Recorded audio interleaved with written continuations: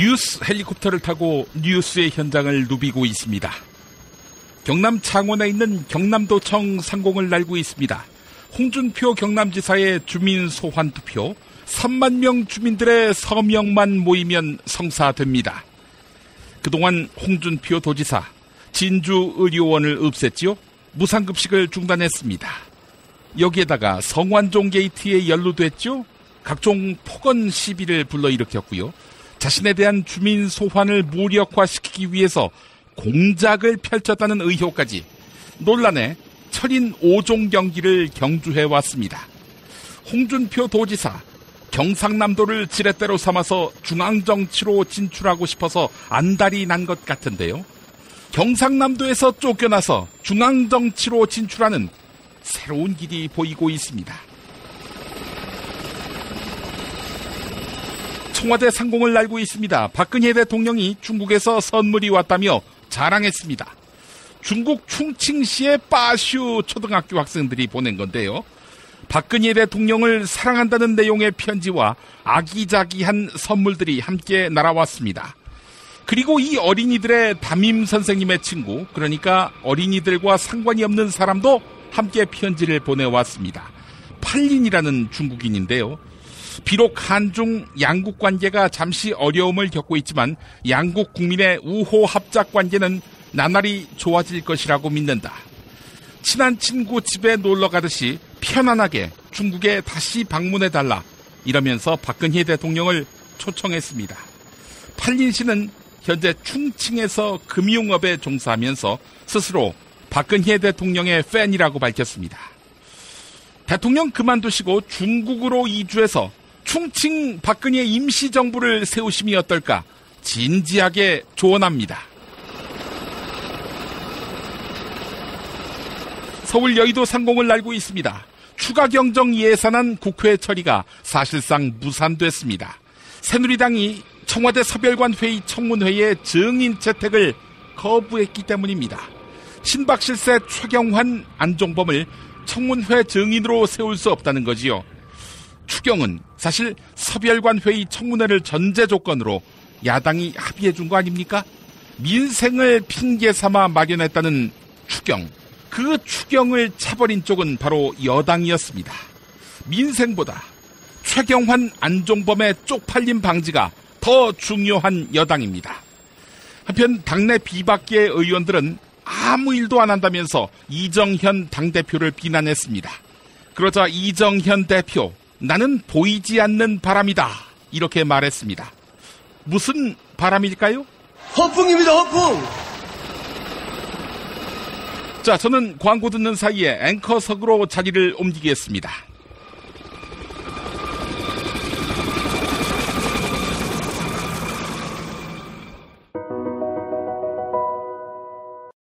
자, 미궁 장사랑. 요건 내가 할 말이 있어요. 똥은 싸고 다니냐? 미치도록 싸고 싶다. 빅동의 추억. 미궁 장사랑! 구렁이 똥 이뻤다. 장이 살아야 내 몸이 산다. 혈중 콜레스테롤 개선과 배변 활동에 도움을 주는 건강기능식품입니다. 빅동의 추억. 미궁 장사랑. 지금 검색창에 미궁 장사랑을 검색하세요. 이건 제가 써보니까 효과가 있는 것 같아요. 남녀노소, 좌파 우파, 흑인 백인 모두에게 미궁 장사랑이 빅동의 추억을 찾아드립니다. 지금 검색창에 미궁 장사랑을 검색하세요. 핸드폰 기종 최다 케이스 보유하고 있는 사이트는? 그 외에 옛날 핸드폰 기종까지 다 있는 사이트. 바니몽. 포털 광고비 수수료 없이 자체 생산, 직접 가공, 중간 유통 과정 없이 믿고 싸게 사는 핸드폰 케이스 사이트는? 바니몽. 가족 사진, 친구 사진, 애인 사진까지 나만의 DIY 제작 케이스는? 바니몽. 디자인 예스, 총알 배송 예스. 전화번호 070-5029-0330에서 2번까지. 포털 사이트에서 바니몽을 검색해주세요. 김치가 다 같은 것 같죠? 아니요, 이 남체는 진짜 다르죠. 겨울 전라도, 여름 강원도, 봄 가을 충청도 최고의 배추만 골라와야지요. 소금 영광에서 직송된 최고의 국산 천점이 기본 아닌가요? 고춧가루와 파, 마늘, 괴산 영천에서 건강한 놈들만 가져와야 해요. 우와, 재료가 반이라고 하던데 역시 이담채네요. 그런데 어떻게 담가야 이담채 김치 맛이 나요? 아유, 이거 비밀인데 다시마에 표고버섯, 양파, 멸치를 넣고 우려낸 육수에다가 온갖 재료를 잘 버무리고 2달 동안 저온 숙성한 양념을 써야 해요. 근데 흉내내봐야 소용없어. 30년 연구한 레시피에 30년 김치만 만든 손맛을 따라갈 수 있겠슈? 이담채 김치. 안내와 주문은 검색창에 이담채를 입력하세요. 전화는 1544-4586 1544-4586. 조선의 딸로서 잘하는 쟤밖에 없는데. 남북 통일 만세! 새날이 올 때가 불리한 진술을 거부할 수 있습니다. 김무성 나와! 이나 민주주의를 하라, 이 새끼야!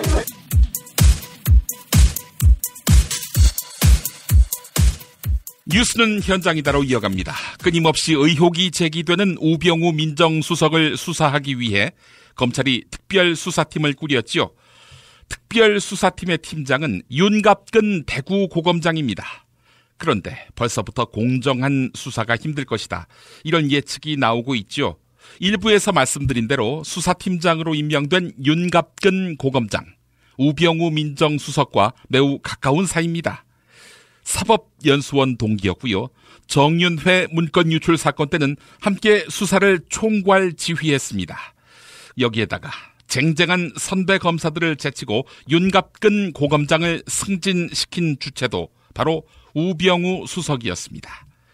자, 국회 법제사법위원회 소속인 노회찬 정의당 원내대표 이렇게 밝혔습니다. 이미 청와대의 가이드라인이 공개된 마당에 누구를 수사팀장으로 임명해도 마찬가지일 것이다. 우병우 수석이 현직에서 물러나고 특검으로 가야 한다. 특검이 제대로 수사할 수 있도록 특검 임명 과정에 개입하지만 않으면 된다. 네, 이런 발언이었습니다. CBS 라디오 김현정의 뉴스쇼 인터뷰 내용 들어보시죠. 게다가 지금 이 특수팀의 팀장이 윤갑근 대구고검장, 우병우 수석과 연수원 동기인데다가 정윤회 문건 사건 당시에 같이 이제 짝을 이뤄가지고 수사를 처리했다는 겁니다. 이 부분 어떻게 보세요? 네, 물론 이제 그런 어떤 연고만 가지고서 우리가 이렇게 예단을 할 필요는 없다고 보입니다만은, 예. 제가 볼 때는 또 검찰총장이 이런 걸 임명할 때 세간에는 특별수사팀이라는 이제 대국민용 이렇게 독립성을 어느 정도 이렇게 있어 보이는 외양을 띠면서 내용적으로는 청와대가 크게 걱정하지 않는 어떤 그런 인사를 했다라고 이렇게 평가도 있던데요. 그런데 기본적으로는 예. 누구를 임명하더라도 우수석과의 개인적인 어떤 연고 문제라거나 아니면은 청와대의 어떤 입장이 이미 수사 가이드라인처럼 이렇게 공개된 마당에 그로부터 자유롭긴 힘들 것이다, 이렇게 보입니다. 누구를 임명해도 자유롭긴 어렵다. 그럼 결국은 특검 가야 된다고 보세요? 그렇습니다. 이 문제는 기왕에 우리가 선택할 수 있는 모든 길이 다 막혀 있는 상황이기 때문에 특검의 길밖에 없다. 물론 특검이라는 것이 넘기기만 하면 자동적으로 모든 것이 보장되는 그런 건 아닙니다만, 특검 역시도 한계가 있을 수 있습니다만, 예. 지금으로서는 특검을 하는 게 오히려 청와대로서도 더 편한 것이고, 그리고 특검까지 가지 않겠다면은, 예. 그리고 또 가지 않겠다면은, 예. 현직에서 물러나 있어야죠.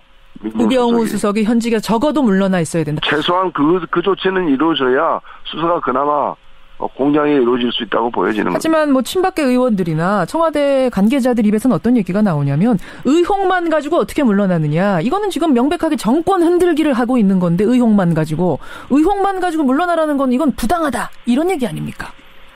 의혹만 가지고 물러난 사례도 많죠, 사실은. 그리고 이게 재척, 회피 이런 사안까지 되는 거거든요.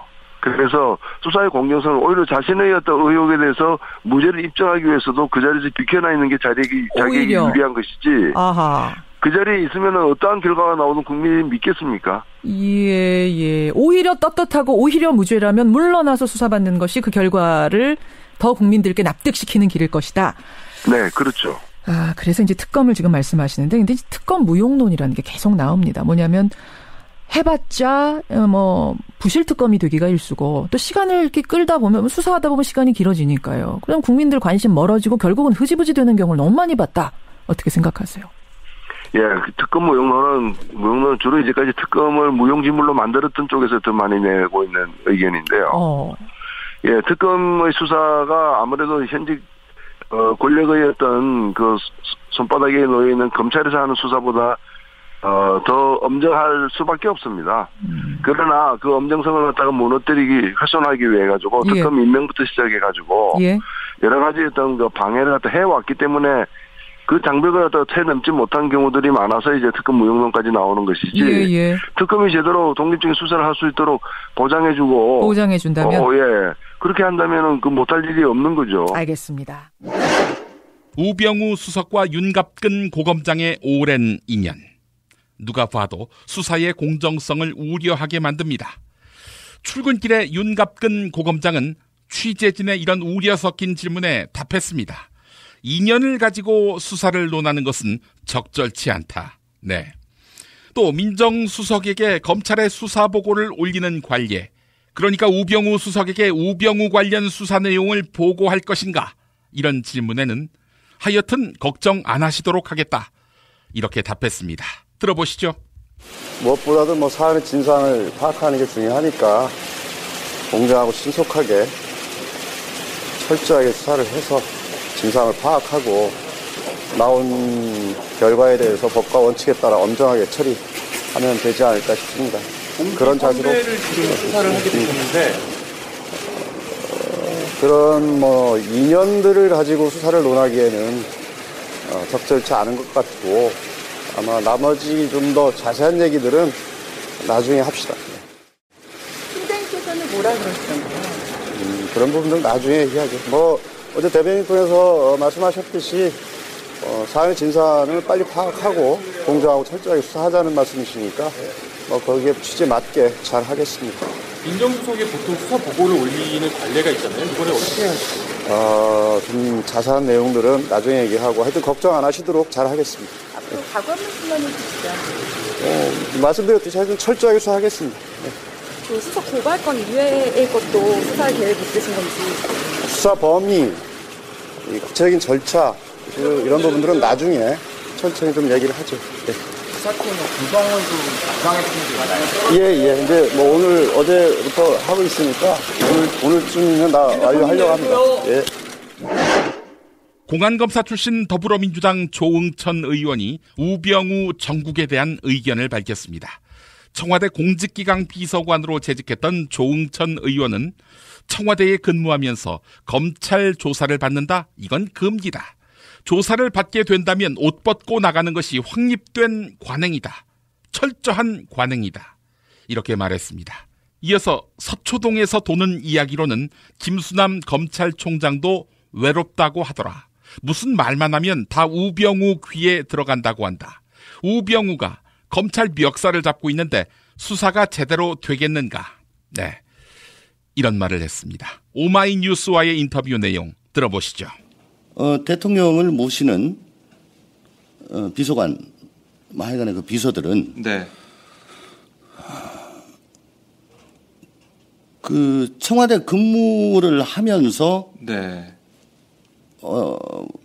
검찰은 아주 조사를 받는다. 이건 아주 금기시되어 왔던 일입니다. 그건 대통령 잘 못 모시는 거예요. 그렇죠. 대통령에게 누가 되는 거죠. 예. 그러니까 검찰과 아주 무관한 쪽에 있는 그런 비서관이 됐건 수석이 됐건 행정관이 됐건 예를 들어 홍보 쪽이다, 경제 쪽이다 라고 하더라도 검찰이나 경찰에 수사를 받으러 나가야 될 경우에는 옷을 벗고 나가는 것이 지금까지 확립된 관행이었습니다. 제가 있었을 때도 그건 그렇게 철저하게 했고요. 어떻게 청와대 모자를 쓰고 나가냐. 그 이유는 우선 대통령께 누를 끼치는 거고 두 번째는 제대로 하더라도 수사를 제대로 하더라도 청와대 입김이 미치지 않았겠냐. 라는 쓸데없는 의구심을 불러일으킴으로써 그 수사 결과에 대해서 제대로 된 평가를 받기가 힘들다. 그렇죠. 그러면 또 그건 고스란히 사법불신을 이어지고 청와대 대통령에 대한 정부적인 부담으로 돌아가기 때문에 대통령의 비서 신분으로는 수사를 받지 않는 것이 그게 뭐 더 말할 필요가 없는 관행이었죠. 과거 MB 정권에서도 그 김두구 홍보수석이 옷 벗고 나갔고요. 뭐 여러 가지 예들이 제가 있죠. 있을 때도 누가 조사를 받게 되면 검찰에 나가게 되면은 미안하지만 옷 벗고 조사받아라. 그렇게 다 했었습니다. 그런데 우병우 수석은 이러다가 옷 입고 청와대 모자 쓰고 가게 생겼어요. 그래서 그 민정수석이 검찰청 포토라인 앞에 섰다? 그거는 정말 그 상상이 되지 않는 그 좀 저희는 아주 민망한 그림이죠. 그렇죠. 저희는 우병우 수석을 걱정하는 게 아닙니다. 저희는 나라 걱정하고 있습니다, 지금. 우리나라가 이렇게 무너지면 안 된다라는 생각에 우병우 수석의 민정수석 사퇴를 얘기하고 있는데 글쎄요. 계속해서 버티고 있습니다. 초유의 현직 민정수석 검찰 수사 참 이 검찰 수사의 역사를 다시 쓰는 상황이 됐는데 의원님은 어떻게 보세요? 검찰 수사 전망 어떻게 보고 계십니까? 근데 그 우병우 라인이라고 해서 언론에 계속 나오고 있던데 우병우 라인이 실제로 존재하는지 그리고 그런 우병우 라인 때문에 검찰에서는 제대로 된 수사를 못할 가능성이 큰지 언론에서는 계속 그 점을 지적하고 있거든요. 어떻게 보세요? 뭐 라인이다 사단이다. 그게 우병우 수석이 지금처럼 신임을 받고 계속 그 힘을 발휘할 때는 나 우병우 수석과 이런 옛날에 인연이 있었어. 옛날에 같이 근무했어. 뭐 이렇게 과시를 좀 하는 것 같아요 검사들이. 그러다가 이제 뭐 만약에 이제 그만두게 된다. 그러면 입 싹 닫죠. 그죠? 지금은 과시할 이 사건 터지기 전까지는 막 그렇게 과시를 하다가 지금은 좀 긴가민가 할 거고요. 그래서 인사할 때 요번에 저 친구 잘 갔네? 그러면 과거에 우병우 수석하고 뭐 근무연이 있어? 뭐 학연이 있어? 뭐 이런 걸, 그때, 맞아. 그때 같이 근무했구나. 아니면 평소에, 그래. 그 뭐 둘이 가까웠어. 그러면 이제 사단이 되는 거고, 주위에서. 그렇게 하는 거죠. 근데 실제 지금, 중앙지검 그 수사 지휘 라인에는 뭐 상당수 그런 분들이 계신 걸로 알고 있고. 그것만 해도 지금 민정수석의 그 옷을 입고 오게 되면 검찰이 불신을 받는 상황인데. 그리고 검찰총장도. 좀 외롭다 이런 얘기를 자꾸 한대요, 요즘. 그래요? 서초동에서 들은 얘기인데. 그러니까 뭔 얘기를 좀 하고 싶어도 그게 우병우 수석 쪽으로 얘기가 들어가서 그 자기한테 부정적인 영향을 미칠까봐 말을 조심하게 되고. 그래서 몇몇 사람한테만 속내를 털어놓고. 그런다는 뭐 서초동의 얘기가 있습니다. 얘기가 있군요. 검사들이 그렇게 얘기합니다. 국민들 동의 없이 한국과 미국이 합의한 한반도 사드 배치. 정부는 사드를 배치할 부지 선정 역시 졸속으로 진행하고 있습니다. 7곡에서 성주 성산포대로, 성주 성산포대에서 김천 코앞, 성주 롯데 골프장으로 그야말로 막무가내입니다. 자, 한반도 사드 배치를 적극 찬성했던 새누리당 이철우 의원. 입장이 바뀐 것 같습니다. 김천이 지역구인 이철우 의원. 롯데 골프장은 이철우 의원 표현대로 김천 담장 앞입니다. YTN 라디오 신율의 출발 새아침에 출연해서 이렇게 이야기했습니다. 들어보시죠. 그러면은 위원장님께서 직접 지역구 주민들을 설득하실 수는 없는 건가요? 저도 많은 반대 대책에 나오는 위원장이나 이런 대표되는 인물들을 만나서 많은 얘기를 합니다. 정부가 이렇게 하고 있는 게 믿어야 되는 거 아니냐. 그러나 실제로 사는 주민들은 이런 안 좋은 소문들이 많이 다니니까 그걸 더 믿는, 그래서 정부가 발표하는 거는 오히려 믿지 않는, 이것을 어떻게 해소하느냐. 그래서 저는 그걸 안 좋은 여론이 다니는 불안감을 해소하고 난 다음에 제3 후보지를 발표해야 된다. 이렇게 강력히 주장하고 있습니다. 그리고요. 지금 아까 말씀하신 대로 뭐 비밀리에 하는 것도 뭐 좋습니다만 지금 상황에서는 이제 불가능한 거 아니겠어요? 현재는 뭐 거의 뭐 불가능하다고 할 수도 없죠. 왜? 우리 칠곡 군에서 반발하니까 성주로 갔다. 성주에서 반발하니까 김천으로 왔다. 그러면 김천에서는 더 세게 반발하면 다른 데로 갈 거다.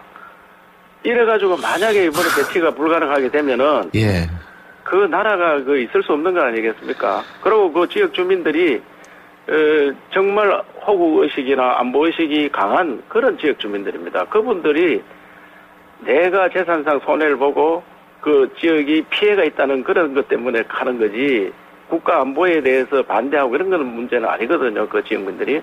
그래서 계속 폭탄 돌리기 식으로 되는 것보다는 차라리 원점에서 재검토하겠다. 이래서 원칙대로 하는 게 맞지 싶다고 저는 어제도 강력히 주장했습니다. 근데 만약 지금 이런 상태에서 극비리에 어떤 지역에 사드를 갖다 놓으면 또 그거를 그게 알려지면 난리가 날 거 아닙니까? 그러니까 사드 자체가 해가 있으면 배치를 하면 안 되죠.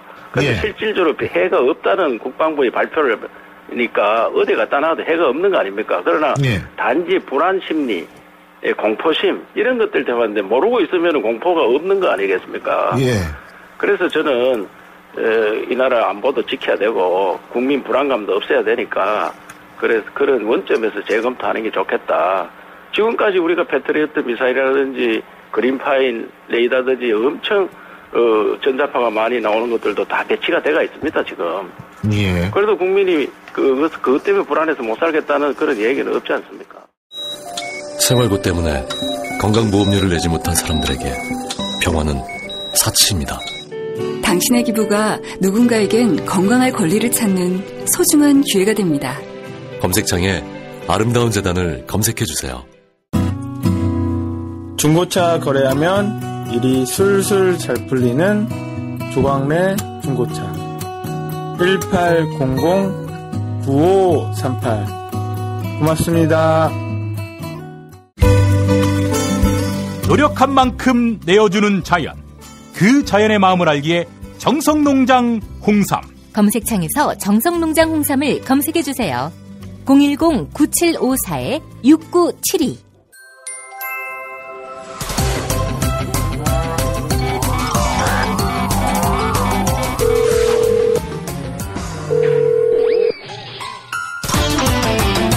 안녕하십니까. 손혜원 의원입니다. 네, 김성회 보좌관 바꿔주십시오. 여의도 특파원 김성회 보좌관 만나보겠습니다. 김성회 보좌관님. 네, 안녕하세요. 예. 김 PD님, 잘 지내시죠? 예. 수요일입니다, 벌써. 네, 그러네요. 예. 굉장히 일주일이 빨리 돌아서, 스트레스 엄청 받고 있습니다. 손혜원 의원께서는 이번 당권에 전혀 도전을 안 하셨더군요. 네, 저희는 대선에서 홍보를 맡아서 당의 선거 승리를 이끌겠다는 것이 유일무이한 목표고요. 예, 거기에 맞춰서 일정을 진행하고 있기 때문에 당권에 따로 도전하거나 이러지는 않으셨습니다. 예. 자, 이제 더불어민주당 전당대회 코앞인데 말이죠. 3일 남았나요? 예, 이번 주 토요일에 하니까요. 이제 막바지를 하고 있고 당대표 선거하고 이제 여성위원장, 청년위원장, 노인위원장 이렇게 3개를 제외하면 이미 17개 각 광역 자치단체들에 대한 선거는 이미 다 끝났습니다. 아, 그렇군요. 자, 지역위원장 선거 결과 친문이 독식했다, 주류가 독식했다, 이렇게 언론들은 말을 지어냈는데 말이죠. 어떻습니까?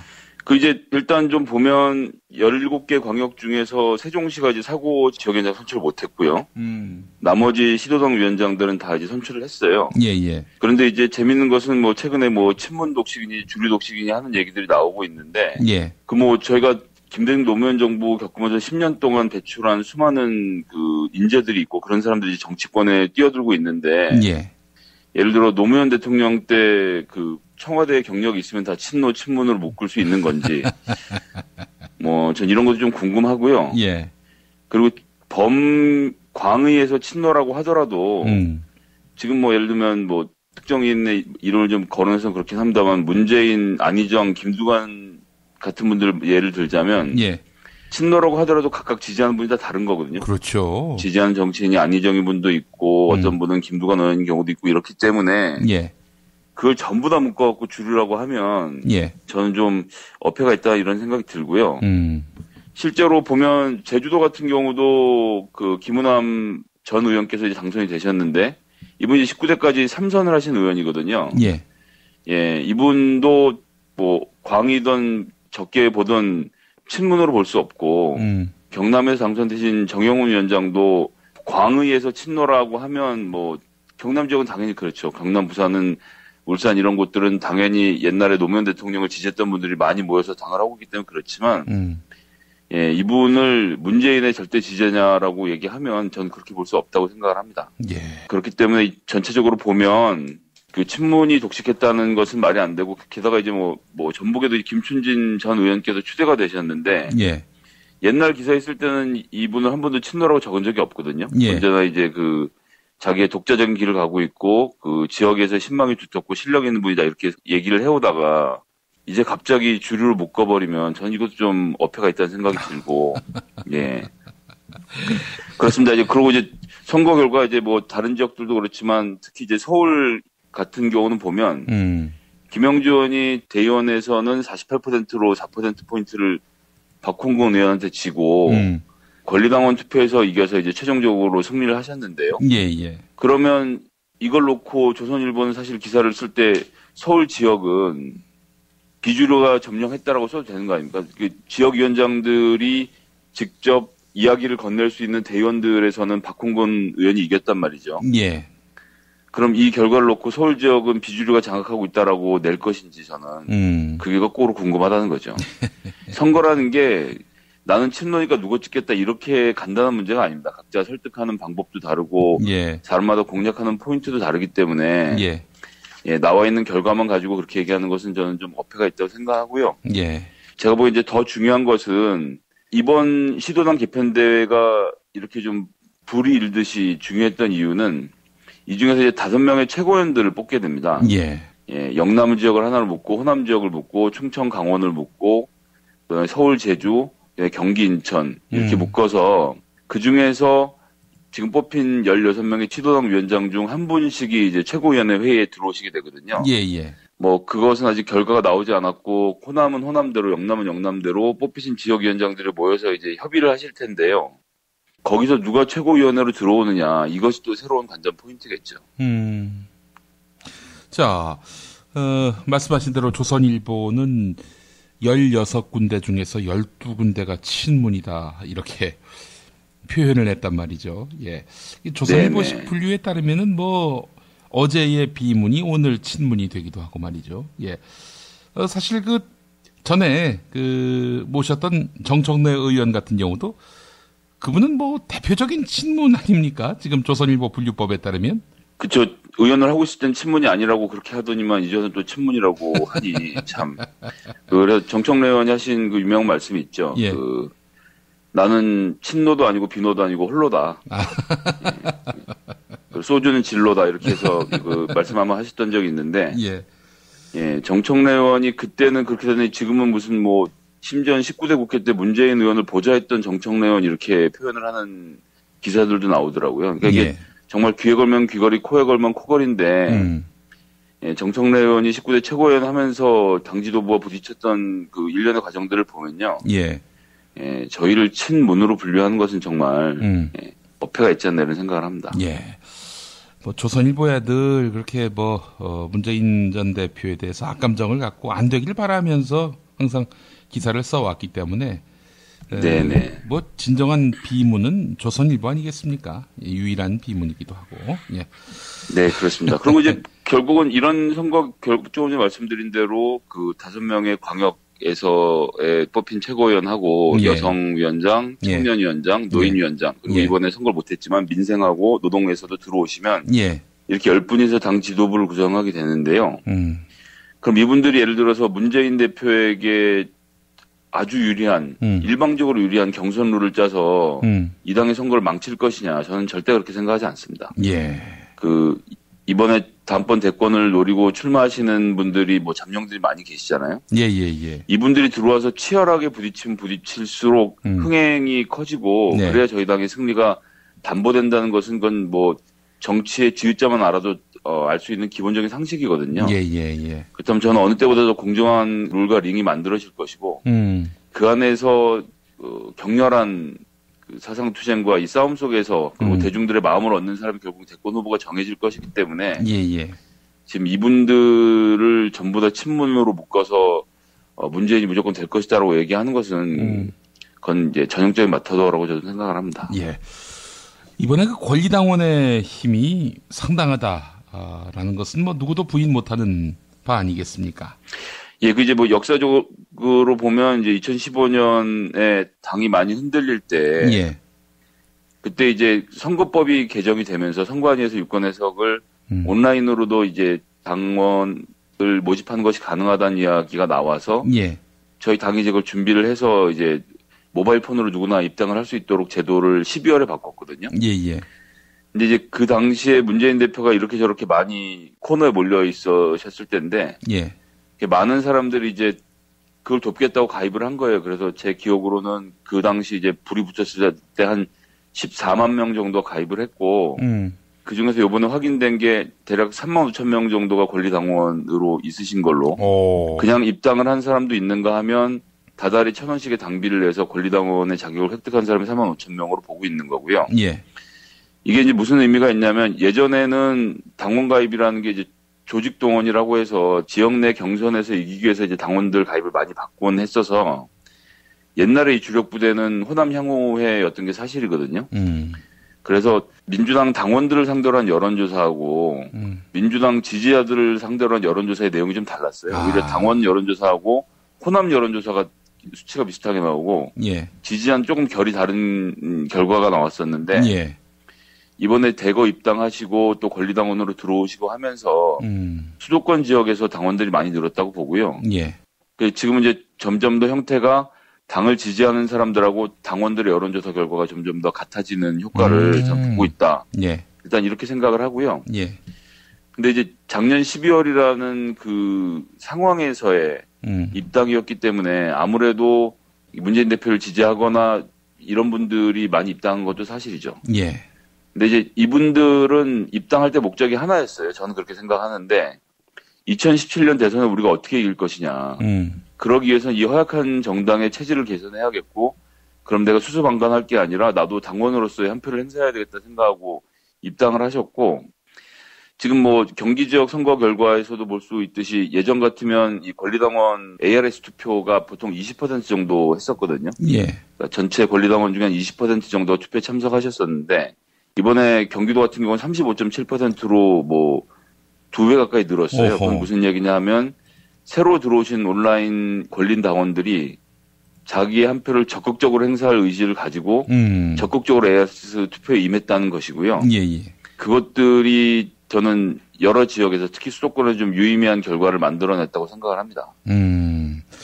자, 이 3만 5천 명, 권리당원들의 그 세가 상당해졌다 이런 말씀인데, 근데 권리당원들이 말씀하신 그대로 문재인 대표가 상당히 위기에 몰렸을 때 대거 입당한 분들이다 보니 아무래도 친문재인이 더 많지 않겠는가. 또 그래서 이 권리당원들이 앞으로 선거를 좌지우지할 수 있는 그런 힘을 갖게 됐다면 이건 뭐 아무래도 비주류 문재인 아닌 후보들이 두려움을 느낄 수도 있는 것 아닌가 해봤자라는 생각을 갖지 않겠는가 이런 생각도 드는데 어떻습니까? 보통 이제 권리당원의 자격을 얻으시려면 6개월 동안 당비를 납부를 하셔야 해요. 그리고 대통령 후보 경선은 아직 안 이루어졌고요. 2017년에 있을 일 아닙니까? 그리고 이번 선거 결과에서 보듯이 권리당원들의 그 투표가 되게 중요하다는 것을 모든 캠프들이 깨달았을 거란 말이에요. 그럼 저는 지금부터는 당원 입당 경쟁을 벌여야 된다고 보는 겁니다. 이게 민주당을 지지하는 사람들이 전부가 문재인 대표가 대통령이 되길 바라고 이렇게 한 것은 아니거든요. 그리고 지금 심지어 가입해 있는 온라인 당원들도 말씀드린 대로 2017년 정권 교체를 목표로 뛰는 사람, 우리 당을 지지하는 것이지 문재인 대표가 아니면 안 된다라고 생각하는 사람들이 전부라고 보시면 안 된다는 생각이고요. 예. 그렇기 때문에 그 온라인 권리당원 모집에 저는 각 캠프가 더 박차를 가할 거라고 생각하고 그런 과정을 통해서 당원들이 배가가 되고 예전엔 이걸 이제 용지를 들고 다니면서 서명을 받고 주민등록번호를 받고 좀 제발 가입해달라고 하고 그것도 용지를 수집해 오고 이런 복잡한 절차들이 있었는데 예. 이제 카톡으로 링크 하나만 보내면 되거든요. 그래서 당원 가입해달라라고 이야기하고 이제 계좌 이체까지 CMS까지 마치고 나면 권리당원의 자격이 6개월 있다 생기는 만큼 많은 캠프에서 권리당원으로 입당을 독려할 거라고 생각하고요. 또 한편으로는 전 이게 그 모든 지역위원회의 기회라고 생각합니다. 그 마포 같은 경우만 해도 거의 25% 정도가 되시는 분들이 온라인을 통해서 들어오신 권리당원이시더라고요. 저희 전체 권리당원 중에. 예. 근데 이분들은 지금까지는 한 번도 우리 당의 모습을 보이지 않았던 사람들이거든요. 뉴페이스고 젊은 분들도 많고 여성분들도 많고 연령대도 굉장히 다양하단 말이죠. 그런데 이제 지역위원회는 이분들에 대한 연락처를 갖고 있습니다. 그러니까 저희들한테는 이제 그 연락을 할 수 있도록 연락처를 제공을 하기 때문에 지역위원장만 그걸 갖고 있거든요. 예. 이제 이런 분들에게 연락을 하고 홍보를 해서 당의 힘을 훨씬 크게 키울 수 있는 거죠. 지금까지는 페이스북이나 트위터나 뭐 오유나 등등 사이트에서 댓글로만 보이던 분들을 직접 만날 수 있는 기회가 모든 지역위원장들에게 생긴 거예요. 그 지역위원회를 훨씬 강화할 수 있는 계기가 됐다고 생각을 하기 때문에 예. 지역위원장들이 이 온라인 권리당원으로 들어오신 분들을 직접 만나고 설득하는 과정을 통해서 전 지역위원회를 강화할 수 있다고 생각하고요. 예. 반대로 우리 온라인 권리당원들에게도 꼭 할 말씀 드리고 싶은 게 이게 현실은 그 지역에서 일어나고 있습니다. 그리고 지역에서는 지역의 권리당원들을 굉장히 무서워할 수밖에 없어요. 여러 가지 의미에서.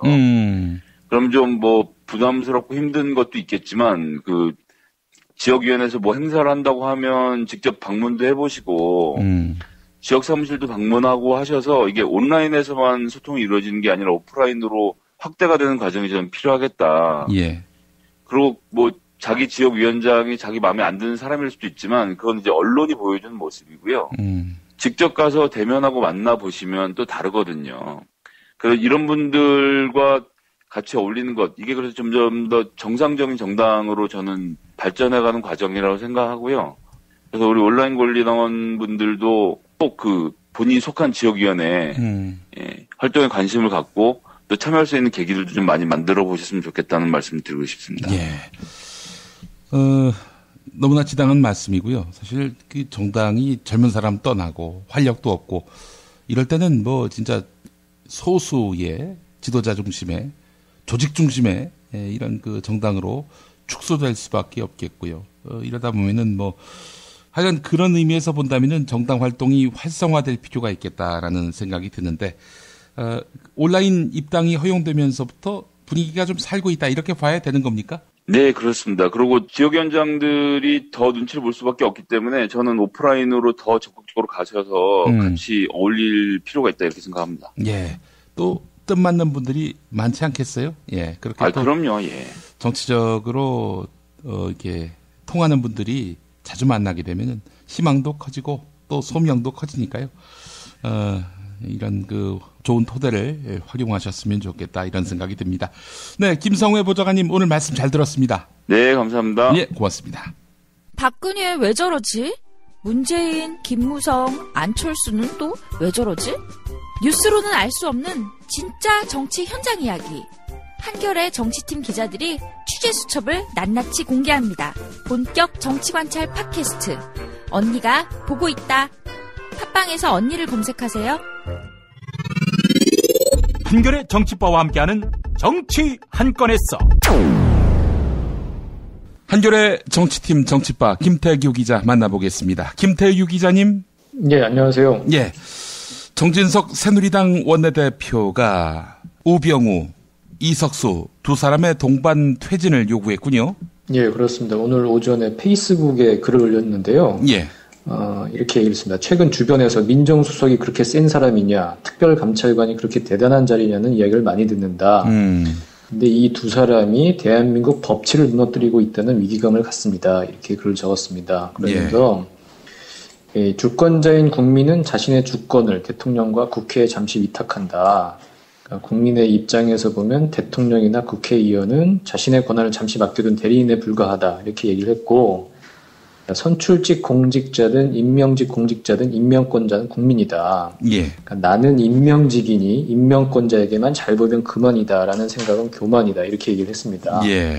그러니까 국민들의 시선은 아랑곳하지 않는 그런 행태는 잘못된 것이라면서 두 사람의 이제 동반 사퇴를 요구를 한 거죠. 둘 다 지금 검찰 수사를 받게 된 상황인 것이고요. 어쨌든 지금 새누리당 내부에서는 우병우 문제에 대해서 이렇다 할 공개적으로 발언하는 사람이 지금 거의 없는 상황인데, 그나마 정진석 원내대표가 새누리당 내 양심 세력으로서 꾸준히 우병우 수석의 사퇴를 주장을 하고 있습니다. 예, 맥없는 양비론인 것 같고요. 그렇죠. 맥없는 양비론이긴 하죠. 그래도 우병우 그만둬라. 각하의 총애를 받고 있는 우병우 그만둬라. 이 부분만 포커싱해 보면은 이건 이석수 손 들어주는 거라고 봐도 되는 건지 모르겠습니다. 그러니까 어쨌든 우병우 사퇴만 주장을 하는 것은 상당히 부담이 크니까 이석수와의 동반 사퇴를 주장을 하면서 이제 방점은 우병우에 찍힌 것 같은데, 예. 어쨌든 맥없는 양비론이라고도 말씀하셨는데, 예.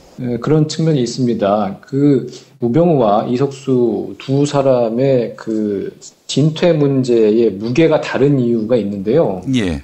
우병우 수석 같은 경우에는 검찰을 완전히 지금 장악한 상태이고, 그리고 검찰의 수사 상황이 청와대로 보고가 되거든요. 그렇죠. 정상적인 경로라면 대검을 통해서 법무부 그리고 청와대 민정수석실로 보고가 되기 때문에 지금 검찰에서는 아직 이렇다 할 얘기를 안 하고 있습니다. 총장에게만 직보를 한다고 했고, 그게 이제 청와대에는 보고가 안 된다는 사실 이제 암시를 하는데, 그게 그걸 고지고대로 믿을 수 없는 상황이고요.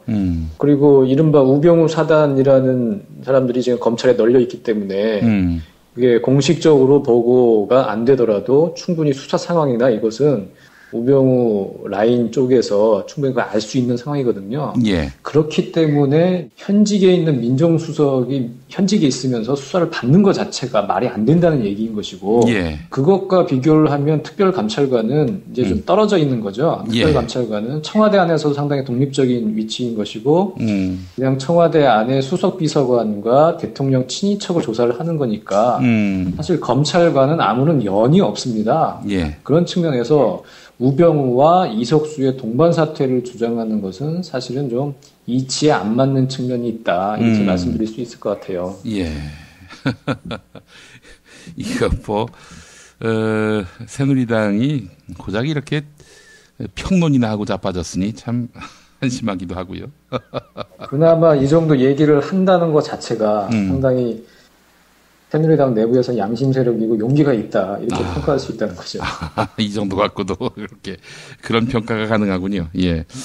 그러면 이제 이 말이 우병우 수석에게 부담이 될 가능성은 없지 않습니까? 현재 형국에서는? 예, 너는 지져라, 그렇게 그냥 무시할 수 있는 거고요.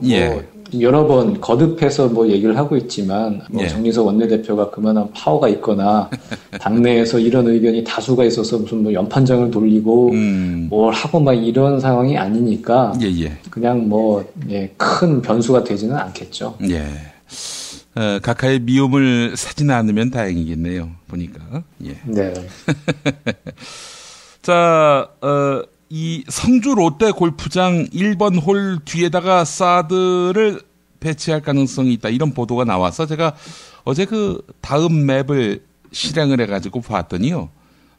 그 1번 홀 뒤로 산 쪽으로 100m만 가면은 김천시더군요. 그렇습니다. 그래서 이 부분에 대해서 또 심각성을 느끼는 또 한 분이 계세요. 지역구 의원인 이철우 의원인데, 이철우 의원은 지금 국정원 출신이고요. 그리고 국회 정보위원장을 하고 있죠. 그리고 오래전부터 북한 관련된 건 말할 것도 없고, 사드는 당연히 배치해야 한다고 주장한 국회 내의 대표적인 사드 찬성론자인데, 이게 지금 사실상 김천은 이제 가까이 오게 됐고 그렇게 되니까 이철호 의원이 사드 배치 문제를 원점에서 재검토하고 비밀리에 배치해야 한다 이렇게 지금 주장하고 나섰습니다. 이철호 의원이 오늘 라디오 인터뷰에서 이렇게 얘기를 했어요. 그 새로운 그 골프장 그 사드 포대 후보지가 김천 혁신도시 입구까지 7km 떨어져 있다. 혁신도시에 기대를 하고 왔는데 재산 가치가 떨어지는데 우려가 굉장히 크다 이렇게 얘기를 했고. 또 이거는 땅은 성주 땅인데 담장에 김천을 보고 설치가 되는 거다. 사실상 성주는 관계가 없고 김천이라고 봐야 한다.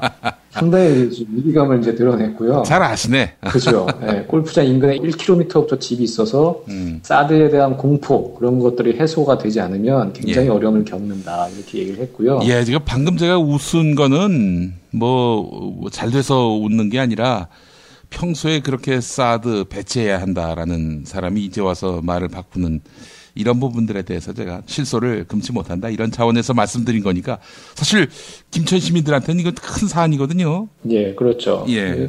그러면서 어쨌든 자기가 지금까지 뱉어놓은 말이 있지 않습니까? 그렇죠. 그렇기 때문에 어쨌든 그 기본은 지금 그 주장은 유지를 하려고 해요. 뭐라고 얘기를 하냐면 사드보다 훨씬 출력이 심한 것도 지금 우리나라에 배치돼 있다. 그래도 거기에 사는 주민들은 모르고 잘 살고 있고 실제로 해가 없다는 것이 증명이 되고 있다.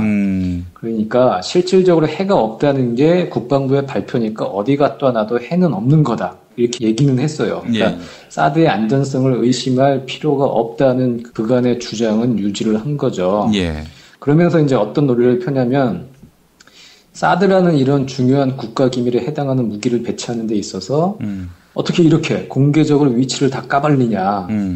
그렇기 때문에 원점에서 재검토하고 국가 기밀에 해당하는 특급 무기를 원칙대로 비공개하에 배치해야 한다. 이렇게 주장을 했습니다. 그러니까 이 종합을 해보면 사드는 안전하긴 하지만 이게 지금 뭐 다 공개가 되고 이래서 김천 지역 구민들도 불안해하고 그리고 북한에서 다 알고 있고 그래서 효용성이 떨어져. 그러니까 성주도 아니고 김천도 아닌 다른 곳에 조용히 배치하자. 지금 이렇게 자신의 논리를 구사를 하고 있는데 어쨌든 본인은 뭐 초지일관하고 논리적으로 문제가 없다고 주장할 수 있을지 모르겠지만 보는 사람 입장에서는 이게 자기 지역구로 가니까 지금 사실상 자기 지역구엔 안 된다라는 말을 지금 이런 식으로 포장해서 하고 있구나.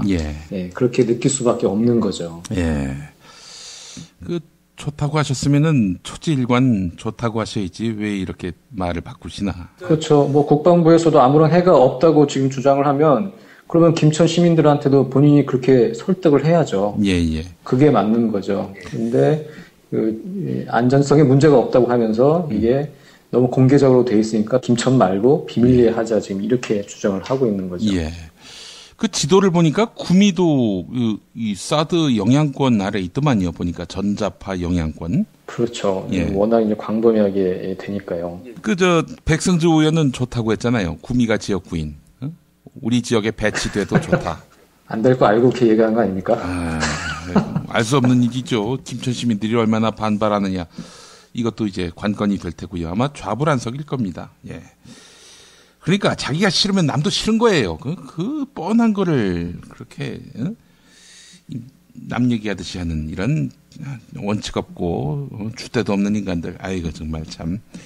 지난달에 사드 배치에 항의하러 성주 군민들이 이제 국회에 왔었어요. 그때 국민들이 이제 국회 본청에서 앉아서 얘기를 하고 있고 이완영 의원이 막 얘기를 하는데 중간에 이철호 의원이 왔었어요. 그래서 그때 성주 군민들이 당신 만약에 성주가 아니고 김천에 사드 배치한다면 당신 찬성하겠냐고 물어봤어요. 그러니까 이철호 의원이 내가 그런 얘기하러 온 게 아니다. 토론하러 온 게 아니다. 이러면서 황급히 자리를 떴거든요. 그때 그 동영상을 보니까 저희 기자가 이제 현장에서 찍었는데 이 상황이 사실상 예견된 게 아니었나 그런 생각도 들고 씁쓸하더라고요. 참 재미있는 새누리당입니다. 네, 더불어민주당 얘기 하나 더 해보죠. 김종인 대표가 추경할 생각이 있느냐라면서 여당을 압박했다고 하는군요. 예, 그렇습니다. 오늘 비상대책위 회의에서 정부가 꼭 필요해서 추경 편성을 한 것인지 아니면 추경이 없어도 상관이 없는 것인지 이 상황을 납득하기 어렵다 이렇게 얘기를 했습니다. 예. 지금 문제가 되는 게 서별관 청문회에 대우조선해양의 거액의 혈세를 지원한 서별관 청문회 그 문제를 따지자고 하고 있는데 예. 최경환 당시 경제부총리, 안종범 당시 경제수석의 청문회 증인 출석을 새누리당이 이제 막아서고 있는 거 아니겠습니까? 예. 예, 그 부분에 대해서 더불어민주당이 처음에는 추경을 먼저 해주고 그러면 다음에 논의하자 이렇게 좀 끌려가다가 더불어민주당 의원들이 지금 그게 말이 되는 소리냐. 예. 추경이라는 게 그 대우조선해양의 부실과도 관련이 있는 것인데 그 문제를 지금 명확하게 규명을 안 하고 추경을 하는 게 말이 되느냐 이렇게 압박을 해서 사실상 지금 더불어민주당이 더 강하게 새누리당을 또 압박을 하고 있는 상태죠. 추경을 안 해주고. 예. 그런 상황에서 김종인 더불어민주당 대표가 그 부분에 이제 발을 맞춰서 정부와 새누리당을 이제 압박을 하고 있는 건데요. 이렇게 또 얘기를 했습니다. 원래 추경과 관련해서 산업은행과 그 수출입은행에 대한 청문회를 개최해서 그간 조선산업이 왜 이 같은 상황에 맞게 됐는지 대우조선 분식회계 비리 이런 걸 철저히 파헤쳐 국민에 알려야만 추경에 반영된 예산이 의미가 있다고 생각이 된다. 근데 예. 정부가 전혀 협조적인 자세를 보이지 않고 있다. 그러면서 어마어마한 돈이 분식회계로 처리된 것에 대해 국민의 궁금증을 어떻게 풀어줄 거냐. 하루빨리 정부 여당이 약속한 청문회를 정상적으로 개최할 수 있도록 다시 한번 부탁한다. 이렇게 촉구를 했습니다. 예. 글쎄요. 뭐 이런 말이 얼마나 저쪽에다가 부담이 될지 그건 알 수 없는 일 아닙니까? 네, 어쨌든 그래도 김종인 대표라는 이 지금 더불어민주당의 강력한 전제군주가 이렇게 한마디를 하면 네.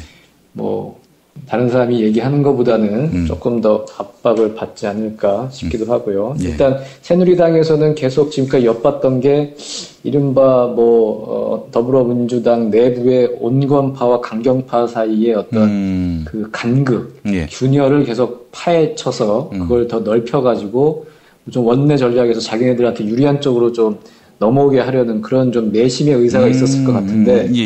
어쨌든, 예, 김종인 대표가 이렇게 이제 세게 치고 나오면 예. 새누리당도 좀 어느 정도 좀 부담을 느끼지 않을까 그런 생각이 좀 드네요. 야당이 단일 대우가 되면은 아무래도, 갈라지는 것보다는 훨씬 좀 무게감이 있겠죠. 예. 전제군주라고 했는데 3일 남았군요. 전제군주가. 예. 그렇습니다. 몇도 안 남았습니다. 네, 김태규 기자님 말씀 잘 들었습니다. 예, 감사합니다. 예, 고맙습니다. 여보, 나 오늘 우리 집하고 아버님 댁 화재보험 가입했어. 뭐라고? 아이, 놀라지 마. 다 합쳐서 월 10,000원이라고. 월 10,000원 화재보험 카페에서 가입한 거라니까. 월 10,000원 화재보험 카페에서 집 2채를? 남들은 집 한 채를 30,000원에서 40,000원에 가입하던데? 화재와 배상 책임은 기본이고 도난, 보이스피싱까지 보장해준대. 정말? 대박! 텔레비전, 냉장고, 김치냉장고, 에어컨, 세탁기, 전자레인지 고장나면 수리비용까지 보장해준다고. 월 10,000원 화재보험 카페라고 했지? 나도 알려줘. 우리 친정도 가입하게. 10,000원 화재보험 카페. 전화번호 02849-9730. 한 집이 가입해도 또 두 집이 가입해도 월 10,000원인 화재보험 카페 02849-9730으로 전화하시면 10년차 베테랑 손해보험 전문 설계사가 연중 무휴 상담해드립니다. 메모 못하셨나요? 전화번호 02849-9730. 식당, 다중이용업소, 공장, 교회, 사찰 등 모든 업종의 화재보험과 배상 책임보험도 상담해드립니다. 지금처럼 사는 게 싫습니까? 전복을 원하십니까? 그렇다면 와우 전복을 드십시오.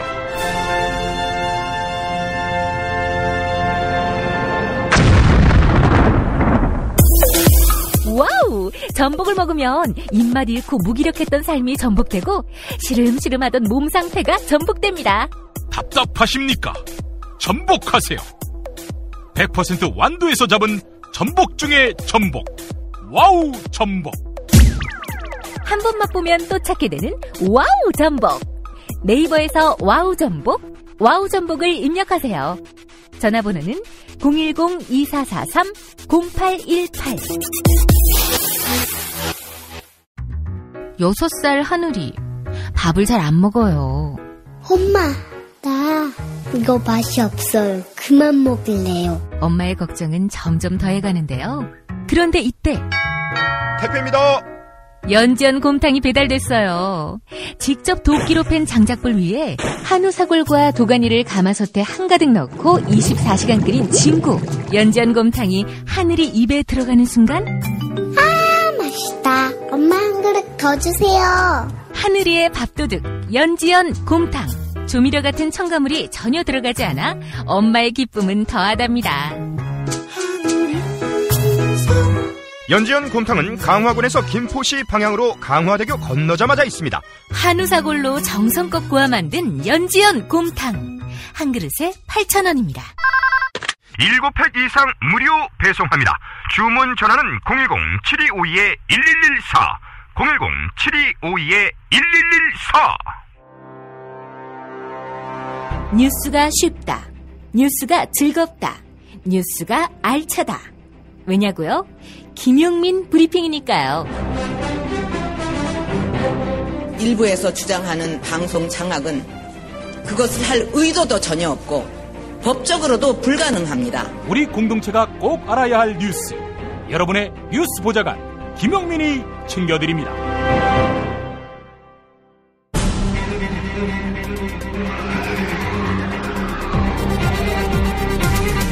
본격 정치 논평. 안진걸 참여연대 공동사무처장입니다. 안진걸 처장님. 네, 안녕하십니까. 예, 조용필보다 이 스케줄 잡기가 힘든 분이라는 소문이. 아닙니다. 죄송합니다. 우리 김용민 PD님이 훨씬 바쁜데 저희 지금 그 참여연대 팟캐스트 참파 녹음하다가 조금 늦어져가지고 중간에 쉬고 나왔습니다. 아이고 그러셨구나. 감사합니다. 예. 저번에 우리 김용민 PD님 참파 오셔가지고 참파 빛내주셨는데 진짜 많은 분들이 들어주시더라고요. 아이고. 나와주셨다는 이유만으로 그래서 저희도 덕을 톡톡히 보고 있습니다. 고맙습니다. 오늘은 누가 나오셨어요? 참팟에. 오늘은 지금 더불어민주당이 이게 제1야당으로서 정체성이 너무 불투명하다. 문제가 많다. 사드도 사실상 반대하는 입장도 못 내고 있잖아요. 그렇죠. 그리고 박근혜 정권의 실정에 대해서 제대로 대응을 못하고 있고 세월호 특별법도 개정을 못하고 있잖아요. 그래서 그 문제로 그 더 미래연구소라고 더불어민주당 내 진보적인 정치인들이 만든 싱크탱크에 홍일표 사무처장이 나오셨어요. 그래서 뭐 심각하게 지금 더불어민주당 지금 현 지도부는 문제가 있다 뭐 이런 대화를 나누고 있습니다. 예. 자, 뭐 사실은 우리 시민운동이 힘을 받으려면 시민운동의 영역이 분명히 있고 정치의 영역이 있긴 하지만 서로 조화를 이루고 또 연대하고 그래야 뭘 해도 되는 거 아니겠습니까? 예, 맞습니다. 그러니까 예를 들면 국민 650만 명이 세월호 특별법 서명을 했잖아요. 뭐 정말 기록적인 서명인데 그 밖에서 그렇게 피눈물 나게 열심히 하면 안에서 또 그 법에 맞게 시행령이라는 취지도 잘 살려주고 그래야 되는데 지금 세월호 특조위 1년도 활동 못하고 지금 문 닫게 생겼잖아요. 청문회도 못하고 있거든요. 근데 더불어민주당이 제1당이 요소야대 국면인데 국회에서 청문회 장소조차를 제공하지 않고 있어요. 사학연구공단에서 장소 빌렸다가 취소하고 압력받아 취소했잖아요. 이런 문제에 대해서 적극적으로 대응을 못 해주고 있으니까. 그래서 그 유경근 대변인이라든지 그 유가족들이 지금 단식농성에 돌입하면서 이번에는 정부 여당이 문제지만은 정부 여당을 겨냥한 게 아니라 야당을 겨냥해서 우리가 사생결단 단식을 한다라고 공식적으로 기자회견 하실 정도였거든요. 그런 면에서 좀 더불어민주당이 좀 더 분발해야 된다 이런 생각을 저희는 강하게 하고 있고요. 어저께 그래서 시민단체들도 세월호 특조위 활동 보장 못하면 야당은 의미가 없다. 강하게 저희들도 지적을 했습니다. 근데 그나마 이제 오늘 주제는 사실은 이제 옥시 문제인데 그래도 이제 국회 국정조사 특위에서 비교적 야당 의원들이 선전하고 있다. 야당 의원들이 굉장히 열심히 해주고 있다. 이런 평가를 맞는데 그렇게 조금 더 적극적으로 해주시면 어떨까? 그 세월호 문제나 사드 문제나 기후변화 문제나 이런 바람이 있는 것이죠. 옥시 문제는 뭐 비교적 잘 풀려가고 있다라고 평가하셨는데 정부가 사과 안 하고 있잖아요. 원래 월요일 날 그 영국으로 국정조사 특위위원들하고 피해자 가족들이 가기로 돼 있었잖아요. 옥시 본사를 그 조사하기로 돼 있었는데 사전에 조율을 상당히 했습니다. 옥시 래킷 뱅키저가 본명이거든요. 래킷 뱅키저가 세계적이니까 뭐 테스코라든지 뭐 P&G라든지 이런 것처럼 해서 세계 뭐 5가나 되는 세계적인 생활용품 회사인데 래킷 뱅키저 CEO가 직접 만나고 공개적으로 사과하겠다는 것까지 조율이 돼서 상당한 기대를 안고 있어. 그 전에 그 피해자 가족들 갔을 때 사과를 거부했었잖아요. 그랬죠. 개인적으로 불러서 뭐 유감이라는 식으로 얼버무리고 말도 안 되는 짓이 있었는데 갑자기 사과를 거부한 겁니다. 공개적인 미팅도 거부하고. 그래서 전격적으로 국정조사를 취소했는데 그 전에 근데 옥시 래킷 뱅키저를 그렇게 자극한 게 바로 정부입니다. 국회에서 보면 여당 의원들까지 나서서 그 정부가 사과를 해야 된다 이 사건에 대해서는 현재 신고된 사망자만 853명이거든요. 그러니까 정말 많은 사람들이 죽었고 수천 명, 4천 명 가까이가 부상을 입었습니다. 그래서 이거는 지금 참사 정도가 아니라 대재앙이 발생했다라는 평가를 받고 있거든요. 근데 정부에서 이미 들으셨겠지만 국무조정실장, 환경부 장관 사과 못한다고 그랬습니다. 뻔뻔하게요. 그러니까 여당 의원들까지 질타를 했거든요. 그러니까 이게 래킷 뱅키저에도 전달이 됐을 거 아닙니까? 대한민국 정부도 사과 안 하는데 자기들이 왜 합니까? 이렇게 했을 수도 있습니다. 갑자기 사과를 못하겠다 나와서 전격 그 방문 취소됐고 저희는 월요일 날 원래 이제 영국으로 출국하기로 한 날 시간에 맞춰서 1시 반부터 가습기 참사 피해자들하고 시민단체들이 지금 항의 농성에 돌입해 있습니다. 그래서 지금 이제 3일째 농성을 진행하고 있습니다. 아이고 참. 어떻게 이제 국회에서 이 문제의 진상을 파헤치고 책임질 사람이 누군지 선별하고 그 작업들이 지금 얼마나 진척이 돼 있습니까? 지금 뭐 세월호 농성도 진행되고 있고 용산에서는 또 주민들 화성도 확장 반대 농성도 하고 유성기업 노동자들도 농성도 참 농성하는 데가 많아가지고 시민들도 너무 지지방문 갈 때가 많다 이런 의견이신데 제가 이제 옥시 앞에서 농성하면서 그동안 그 국정조사도 쭉 정리를 해보면 그래도 몇 가지 밝혀낸 게 있어요. 그 홈키파라든지 이런 모기 쫓는 회사로 유명한 henkel이 있었잖아요. henkel. henkel도 가습기 살균제를 팔았습니다. 근데 안 판 척하고 가만히 있었던 거예요. 안 판 척하고. 그러니까 참 비양심적인 거죠. 자기들도 팔았고 피해자들에게 사과하고 그들을 위해서 최선을 다했다. 이게 기업의 올바른 자세인데 그래서 henkel이 가습기살균제를 상당히 팔았던 것도 제가 그 국정조사 특위에서 밝혀냈고요. 그 다음에 검사 출신의 금태섭 의원 있잖아요. 유명한 더불어민주당의 금태섭 의원이 김앤장이 위조 증거를 사용했다라고 법무부 차관한테 질의를 합니다. 지금 검찰이 김앤장에 대한 수사를 안 하고 있었거든요. 그동안. 사실 악마의 변호인이다. 온갖 술수를 부려서 그동안 우리 옥시 피해자들 2번, 3번 죽이는 납장선 집단이잖아요. 그리고 서울대라든지 호서대에 대해서 옥시가 증거를 조작했을 때, 그러니까 인과관계가 없다. 마치 무슨 봄철 황사나 꽃가루가 문제인 것처럼 분위기를 몰아갔었거든요. 재판에서도. 그 내용을 김앤장이 알고도 검찰이나 법원에 증거를 냈기 때문에 이조 증거 사용죄라는 죄가 있습니다. 그래서 금태섭 의원이 김앤장이 이조 증거 사용죄 아니냐고 하니까 법무차관이 저희들 생각에는 발뺌 말지 알았는데 지적이 일리가 있다. 그건 적극적으로 검토를 하겠다. 이렇게 답을 한 겁니다. 그래서 그 전후에서 검찰이 김앤장도 수사를 하고 있는 것도 확인됐습니다. 그래서 만약에 검찰이 이제 수사를 안 하면 저희들이 고발도 할 생각을 갖고 있었는데 그래서 김앤장이 유조 증거를 사용한 것으로 드디어 이렇게 국민들에게 뭐 아직까지 의혹이니까요. 하지만 상당한 정황이 있는데 그 부분도 수사를 받고 있는 부분도 이제 국정조사 특위의 성과로 할 수도 있고요. 그 다음에 지금 문제가 되고 있는 게 사실은 옥시로 인해서 많은 사람들이 사망한 건 맞지만 그 옥시에게 이른바 그 문제 물질인 CMIT 그리고 PHMG 요걸 공급한 건 SK케미칼이었거든요. 그러니까 SK케미칼이 딱 뒤에 숨어 있는 겁니다. 사실은 판도라의 상자를 연 것이거든요. 세계 최초로 무슨 가습기 살균제를 개발했다라고 떠들고 우리 아이에게 안전해 이렇게 광고까지 했거든요. 그러니까 정말 문제가 많은 집단인데 전혀 검찰로부터 수사도 안 받고 오늘 공정위가 느닷없이 뭐 CMIT나 MIT는 뭐 유해성이 입증되지 않았기 때문에 과장 광고를 할 수 없다 이런 식으로 또 발표를 했습니다. 그래서 SK케미칼이나 애경이나 이마트가 굉장히 적극적으로 로비를 하고 있는 거 아니야 이런 지적이 지금 일고 있는데요. 예. 저희는 이제 이 부분도 국정조사에서 사실 SK케미칼이 유독성을 알고 있었다. 예. 알면서도 팔았다. 올린 물질을. 예. 근데 잘 팔리니까 침묵하고 있었던 거죠. 예. 예. 그거에 대해서도 국정조사 특히 집중적으로 문제가 지적이 됐었고. 예. 저희는 그래서 검찰이 적극적으로 수사를 해야 된다 해서 SK케미칼 애경 이마트에 대해서 시민단체들이 고발을 해놨습니다. 예. 그리고 이제 그 전후에서 검찰이 수사에 나서고 있는 것도 확인이 되었거든요. 예. 정부가 사과를 거부하고 오늘 공정위가 황당하게 면죄부를 줬지만 예. 검찰이 수사를 하고 있고 국회 국정조사에서 예. 상당히 많은 부분들이 밝혀졌다. 예. 그런 면에서 국정조사의 또 성과라고 할 수 있겠습니다. 예.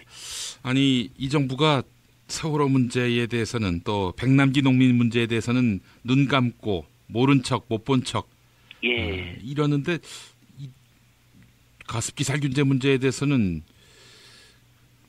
왜 이런 좀 상반된 태도를 취하는지 좀 궁금한데요. 그나마 이제 검찰이 그게 이제 이유가 그런 것 같습니다. 이게 박근혜 정권에서 딱 발생했다기보다는 주로 사망자는 2011년 전후에서 많이 발생했잖아요. 예. 보면 이게 가습기 살균제를 많은 사람들이 쓰던 게 2000년대 중반에서 2010년 그 11년 전후입니다. 예. 그때 사람들이 많이 죽어갖고 드디어 2011년도에 원래는 원인 불명 폐 손상이었는데 질병관리본부가 2007년도에도 사실은 조사를 했었어요. 그때 만약에 밝혀냈으면 이 참사를 막을 수 있었습니다. 정부의 책임이 굉장히 무겁죠. 근데 2011년도에 다시 조사해서 가습기 살균제로 인한 거란 걸 공식으로 발표했거든요. 그러니까 박근혜 정권 입장에서는 지난 정부 2007년, 2011년 이때쯤에 주로 책임이 몰려있기 때문에 부담이 덜했다 이렇게 볼 수가 있는데요. 문제는 그렇다 하더라도 예전에 DJ 정부나 노무현 정부나 과거 수십 년 전에 있었던 나쁜 사건, 뭐 4.3 학살이라든지 이런 것들 다 사과하셨잖아요. 그다음에 권위주의 독재 정권 시절의 잘못에 대해서도 정부를 대표해서 당연히 박근혜 정부가 정부를 대표해서 사과해야죠. 사과를 거부하고 있는 겁니다. 우린 모르겠다는 유체이탈을 하고 있는 거죠. 대통령 특유의. 거기에다가 정부가 그렇게 사과를 거부하니까 감사원이 감사를 지금 지원하고 있습니다. 제가 감사원에 지난 3월달, 5월달, 7월달 이렇게 3번이나 옥시 사태 가습살균 참사에 대한 정부 각 부처의 책임이 굉장히 크다. 아까 질병관리본부도 2007년도에 조사했는데 원인 불명이라고 그냥 끝내버렸거든요. 만약에 그때 원인을 찾아냈으면 철저히 조사해서 2007년에서 2011년 사이에 사용하다가 사망하신 수백 명을 막을 수 있었잖아요. 이게 얼마나 안타깝고 땅을 칠 일이 아닐 수 없습니다. 근데 감사원이 감사를 안 하고 있는 겁니다. 환경부, 질병관리본부, 산업자원부, 보건복지부, 식품의약품안전처, 공정거래위원회, 소비자원 누구라도 조금만 신경 썼으면 분명히 유독성 있는 물질이고 이게 가습기 살균제는 딱 보기에도 피부에 접촉이 되고 심으로 들어가잖아요. 이게 우리가 어린이들이나 환자 옆에 바짝 붙여놓지 않습니까? 건조하지 말아라고. 그때 누구라도 나서서 이거 유독성 있는 거 아니냐 제대로만 따져봤으면 분명히 막을 수 있는 참사였거든요. 그러니까 그런 면에서 세월호 참사보다 더 기가 막힌 참사인데 정부가 끝까지 사과를 거부하고 있다. 이건 정말 말이 안 되는 것이고 감사원이 감사를 거부하고 지연하고 있다. 이것도 피해자들과 국민들 2번, 3번 죽이고 기만한 짓이다. 근데 그 기류가 다 어떻게 해서 그런 일이 발생했는 것 같더니 청와대나 정부가 사과를 거부하는 기류를 가지고 있으니까 감사원이 감사도 안 하고 있는 것이죠. 그나마 검찰이 국민 눈치 때문에 이제 수사를 하고 있는 것은 다행한 일이고 국회 국정조사 특위에서 어쨌든 여당 야당이 합의해서 이제 진행된 조사 특위이기 때문에 일정한 성과가 있으면서 탄력을 받는 것 같습니다.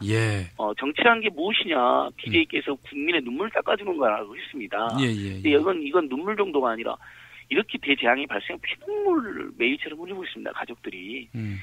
제일 먼저 해결해야 될 문제가 이 문제라고 생각합니다. 그래서 가습기 참사, 세월호 참사 우리 시민사회단체들은 끝까지 함께할 예정인데요. 우리 국민들께서도 끝까지 저희들과 함께해 주시면 고맙겠습니다. 알겠습니다. 아이고 오늘 안진걸 처장님 말씀 잘 들었습니다. PD님 수고하셨고 애청자 여러분 고맙습니다. 다음 주에 뵙겠습니다. 다음 주에 뵙겠습니다. 술자리 많은 요즘 3차까지 달린 당신을 위한 필수품 전창걸의 새싹 땅콩차. 이제 속쓰림은 잊으세요. 070-8635-1288 070-8635-1288 세계 최초의 미용 베개 바슈필로우를 아시나요? 아름다운 얼굴, 탱탱한 피부, 건강한 수면. 세계 최초의 미용 베개 바슈필로우가 도와드립니다. 검색창에 미용베개 바슈필로우를 검색해주세요. 기억하시나요? 탐라오렌지. 무더위를 한 방에 날려버릴 탐라오렌지의 황금향. 지금 인터넷에서 탐라오렌지를 검색하세요. 추석 선물로 끝내주는 황금향. 황금향도 주문받고 있다고 봐요. 오늘을 읽는 책. 문학평론가인 국민대학교 국문학과 정선태 교수와 함께합니다. 정선태 교수님 만나뵙겠습니다. 교수님? 네, 안녕하세요. 예. 자, 교수님 오늘 어떤 책 만나볼까요? 네, 오늘이 학위 졸업식이 있는 날입니다. 이 더운 날 졸업하느라고 우리 학생들이 많이 고생하는 것 같네요. 졸업식 하느라고. 예. 자, 이 청춘들이 사실 이제 그 사회에 첫 발을 내딛어야 하는데 이게 바로 낭떠러지라는 이야기를 하는 청춘들이 적지 않습니다. 네, 적지 않습니다. 예. 그래서 오늘은 청춘들이 직접 자신들이 사는 이야기, 자신들이 노는 이야기, 예. 자신들이 세상에 대해 생각하는 이야기를 10편 모아놓은 흑 청춘이란 책을 소개하고자 합니다. 흑장난할 때 그 흑이죠? 네, 그렇습니다. 예, 흑 청춘. 예. 근데 이게 또 제목을 보니까 슬퍼서 울 때 흑을 또 연상케 하는데요? 네, 그렇습니다. 그 흑장난할 때 흑이었으면 좋겠습니까? 여기서는 흑소재할 때 흑에다가 흑하는 그 흐느낌 소리 합쳐놓은 의선어로 만든 좀 장난스럽게 보이는데 책을 읽어보면은 상당히 그 젊은 이들의 고민들이 아주 오롯이 잘 드러나 있습니다. 예. 이 저자들이 청춘들이겠죠, 아무래도? 네, 청춘들인데 보면은 흥미롭습니다. 비공인 중개사. 비공인 중개사? 예. 뭐 대학원생, 웹툰 연구자, 드라마 컬럼니스트, 국문과 박사 수료생. 예. 비정규 시간 강사. 그리고 적극적 한량도 있네요. 적극적 한량. 예. 예. 정규직은 없는 것 같습니다. 예. 뭐 정규직이 워낙 드무니까 요즘 세상에. 예측함들을 보면은 비정규직이거나 혹은 뭐 돈을 내는 사람이거나 직업이 돈을 받는 게 아니라 돈을 내는 사람, 그러니까 대학원 다니는 그렇죠. 분이라든지 또 대학 졸업하자마자 빚쟁이가 된 사람들이거나. 아이고 참. 교수님 제자들 생각 많이 나시겠어요, 이 책 고르시면서. 그러게요. 오늘 졸업하는 모습 보면서 뭐 충분히 축하해줘도 모자란데 여러 가지 씁쓸하고요. 매 학기가 끝날 때마다 학생들의 그 기말 에세이를 읽어보곤 하는데 기본적으로 그 에세이들을 관통하는 말이 뭐 절망과 불안, 공포 뭐 이런 것들입니다. 요즘에 그 해일조선이란 말이 뭐 거의 이제 보편화돼서 쓰이고 있죠. 몇 분, 또 한 분은 뭐 오로지 그걸 부정하고 싶어 하시는 것 같은데 대부분의 사람들이 이제 헬조선이란 말을 공감하고 받아들인 것 같습니다. 이제 그 몇몇 사람들 받아들이지 못하는 공감 능력이 현저하게 떨어진 사람들은 뭐 문제긴 하지만 하여튼 이 책에 소개되어 있는 그 헬조선에 관한 정의를 한번 잠깐 볼게요. 사회의 모순을 지적하면 빨갱이, 패배자가 되는 국가. 젊은이들이 아프면 청춘이 되는 국가. 평범하게 살고 싶은 게 욕심이 되는 국가. 세상 모든 문제가 내 마음가짐에 달린 국가. 열정과 노력 두 단어로 모든 사회 문제를 외면하는 국가. 자살 선진국. 이게 헬조선 한 줄 정리라 그러네요. 동의하십니까? 아이고, 참 이거 뭐 부끄럽습니다, 이게. 사실 이런 헬조선으로 대표되는 이 절망이나 불안이나 공포는 사실은 이 책에서도 많이 얘기하지만 사회 구조적인 문제죠. 역사적인 문제이기도 하고요.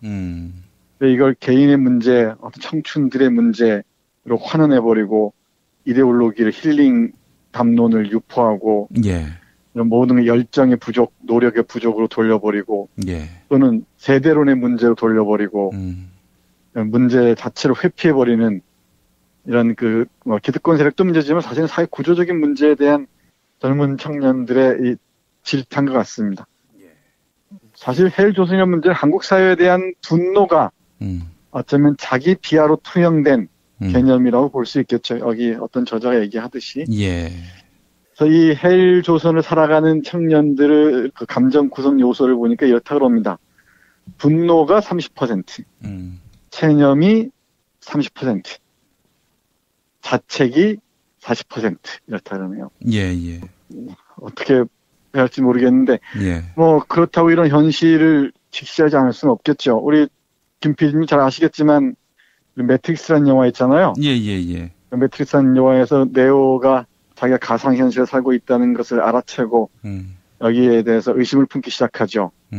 모피어스인가요? 여기서 나타나서 빨간 약과 파란 약을 내밀잖아요.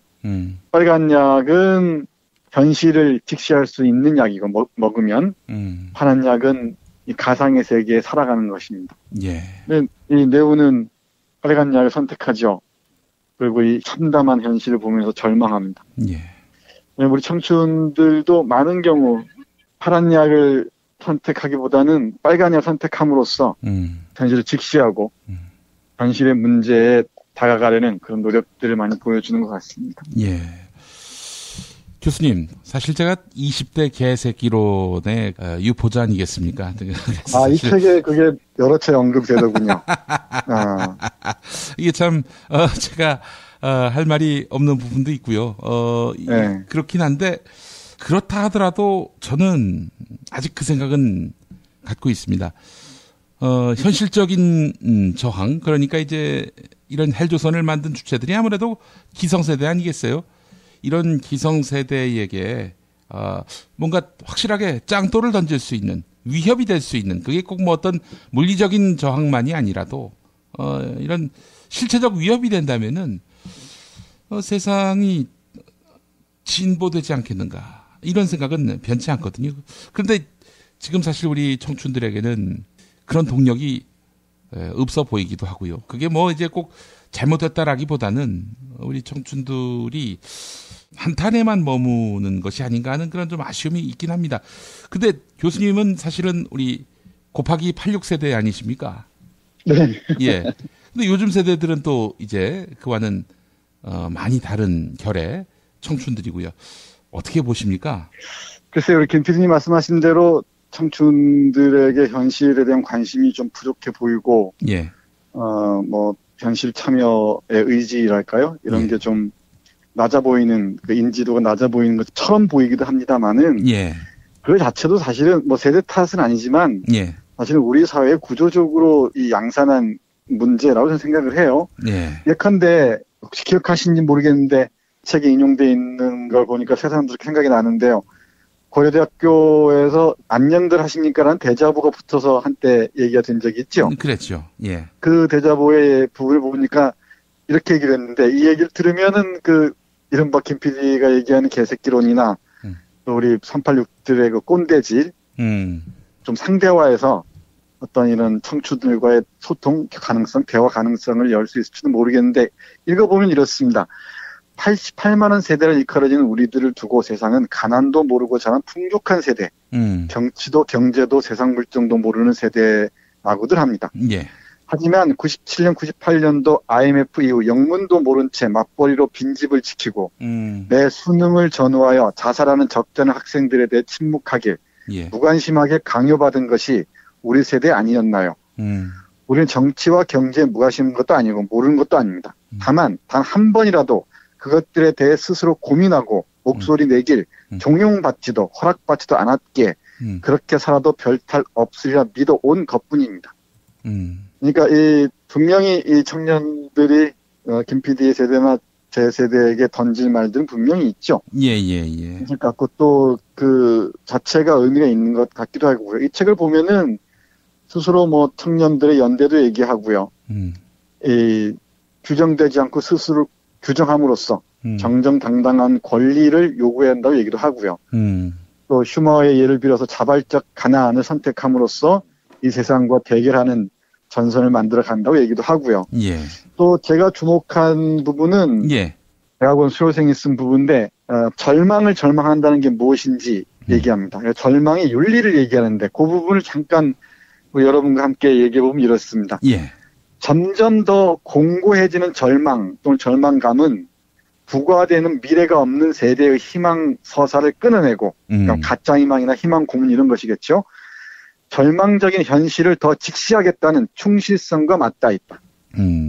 절망하기 때문에 미래가 없다는 지적은 성장과 건설의 이데올로기가 행하는 꼰대들과 다름없다.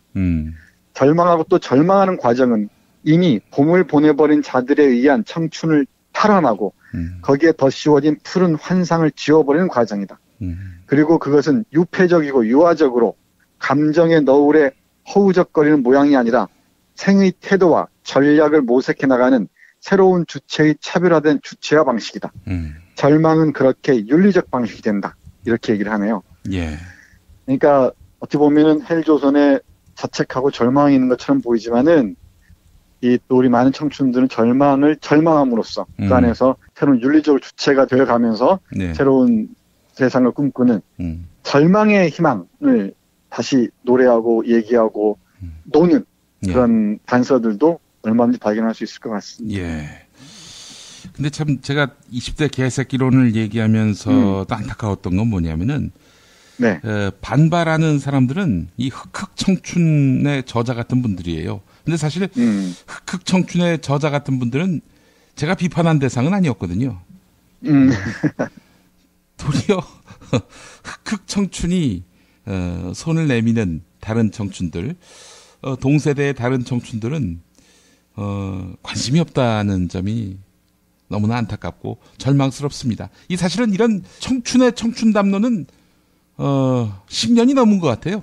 네, 그렇죠. 근데 이게 이제 여러 가지 얘기들이 쏟아져 나오기 시작하는데 이게 예. 또 다른 하나의 그 가능성을 발견해가는 재교육이자 어떤 예. 그 발견의 과정이 아니겠습니까? 예. 네, 그러니까 뭐 개새끼론이든 뭐 병만론이든 예. 헬조선론이든 뭐 다양한 논의들이 또 언어에 나타난 청소년들의 문제의식이든 예. 청년들의 문제의식까지 아우르면서 한국사회 청년들이 왜 여기까지 왔는지 또 문제 해결할 방향이 무엇인지를 얘기하는데 여기 보니까 시장사회를 넘어서는 새로운 사회를 상상해야 한다고 얘기하죠.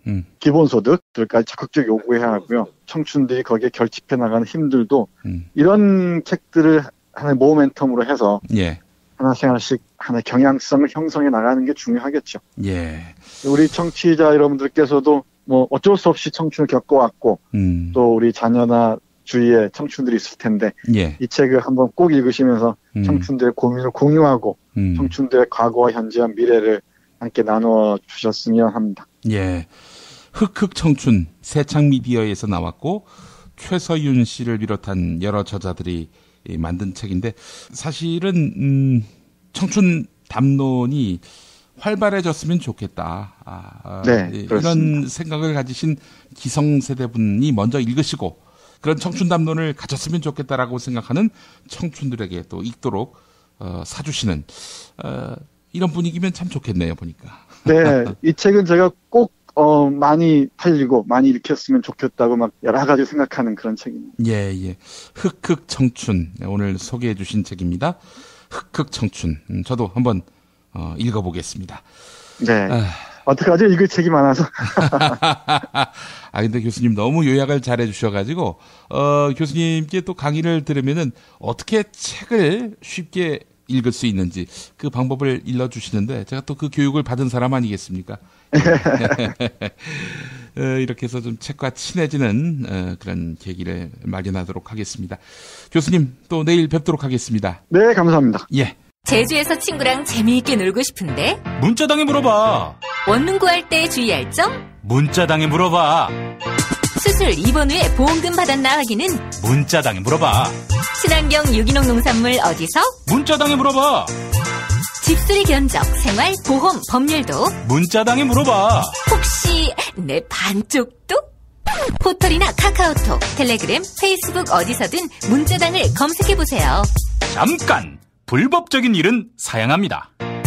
한국은 독재를 해야 돼. 하나님이 독재하셨어. 하나님. 이런 걸 해결한 분이 고 박정희 대통령인 줄로 믿습니다. 특별히 전두환 사령관을 위해서 하나님 앞에 기도합니다. 누가 경제 살려달라고 대통령 세웠어?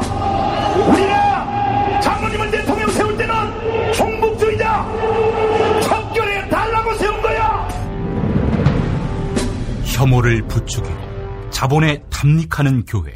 그렇게 예수로부터 멀어진 한국 개신교를 전면적으로 해부했습니다. 한국 개신교와 정치. 한국 개신교에서 가장 핫한 인물, 문화학 박사 김용민이 심혈을 기울여 만든 한국 개신교와 정치. 소명출판에서 나왔습니다. 네, 매주 일부 코너지요. 뉴스 듣기 평가 당첨자. 낡은 외투와 새 책이란 출판사에서 협찬하는 쓰고 불태우는 자화상 보내드리고 있습니다. 우리의 청소년들, 진로는 다른 누군가에 의해 결정되지요. 또는 유행에 따라 변하는 어떤 조건으로 결정지어졌습니다. 만약 이 시기에 단 한 번이라도 자신을 정리할 수 있는 시간을 갖는다면 선택의 기로에 섰을 때 우리는 지금보다 분명한 자신의 목소리를 들을 수 있지 않을까요? 쓰고 불태우는 자화상. 네, 이 책이 도와드립니다. 쓰고 불태우는 자화상. 네, 여러분의 많은 관심을 바라겠습니다. 오늘 정답자 두 분 골랐습니다. 앞으로님, 1번 상주보 맞히셨습니다.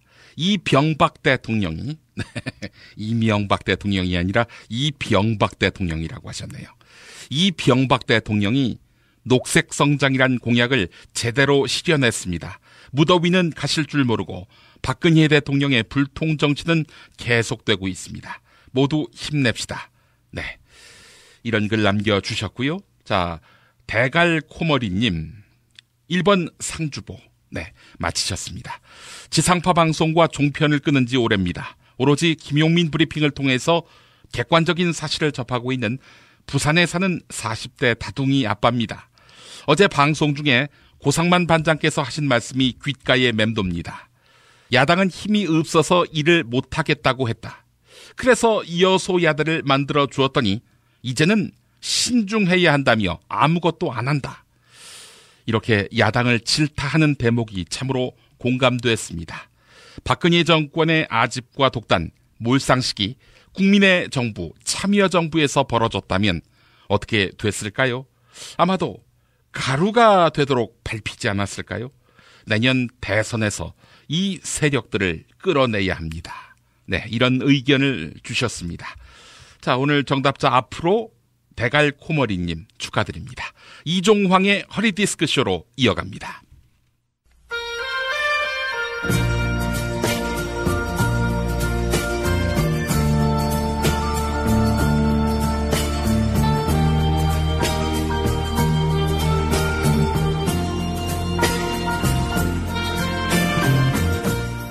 여러분 안녕하십니까?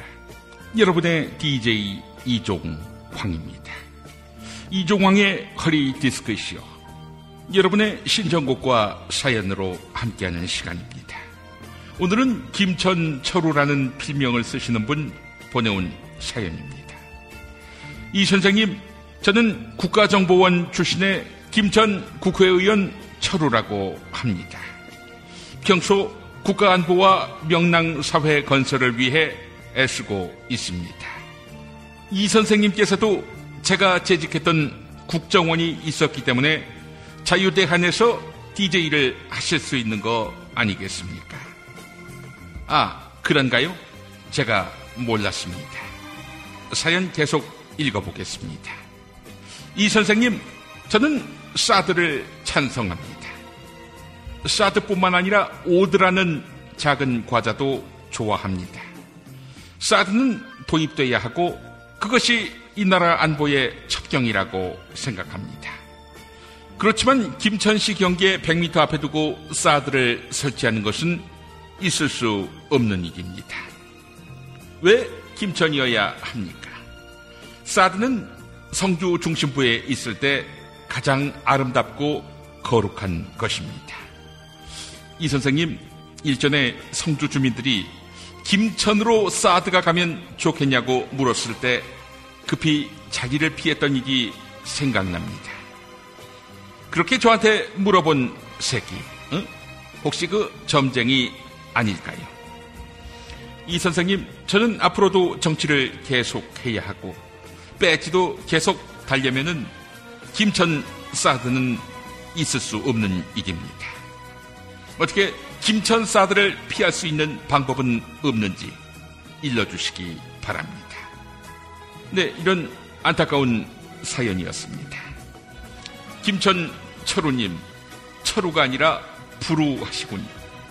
많고 많은 땅덩어리 중에 하필 왜 김천일까요? 철우님의 깊은 한숨, 정말 땅이 꺼질 듯한 깊은 한숨, 절실히 공감됩니다. 이거 이렇게 하면 어떨까요? 출신이 국정원이시니까 국정원 하면은 또 댓글 아니겠습니까? 국정원에다가 전관 예우를 동원해서 지금 놀고 있는 직원들 댓글 달게 하는 겁니다. 사드 반대하는 놈들 혼내줄 요량으로 좌익 교수가 아니라 우익 교수라는 아이디를 만들어서 성주 사드 배치 반대하는 경상도 놈들, 지난번 그 전라도 놈들 비방하듯이 비난하는 겁니다. 그리고 성산포대에서 롯데 골프장으로 옮기면서 김정은이가 만세 불렀다, 뭐 이런 허위 사실도 유포하는 겁니다. 네, 또 댓글 달다가 걸리면 국정원 문 닫게 된다고요? 그럼 이건 어떨까요? 철우님이 사드를 어디에다가 배치하는지 비밀로 붙이자고 하지 않았습니까? 그래서 롯데 골프장에다가 사드를 짓고 비밀로 붙이는 겁니다. 네, 세상에 비밀이 어디 있냐고요? 또 롯데 골프장에다가 사드를 설치하면 김천에서 전자파가 느껴질 텐데 단번에 알지 않겠냐고요? 이 미친 새끼야, 그러면 사드가 좋다는 말을 하지 말든가. 이 새끼는 좋다고 하면서 싫대. 새끼야, 이 똥구멍에다가 사드 배치하자. 털이 많이 나서 사드를 다 가릴 거 아니야. 하여간 이런 어처구니 없는 사연은 즉각 처리해야 합니다.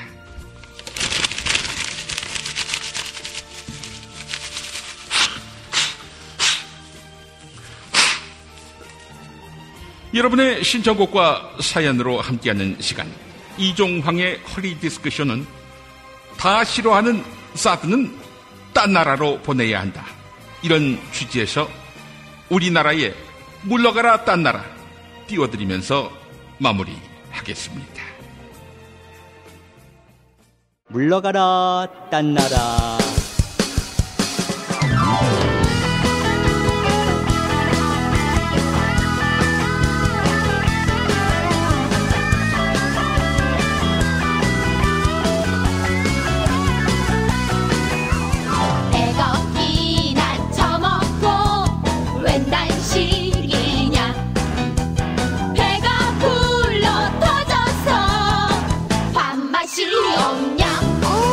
없는 겁니다.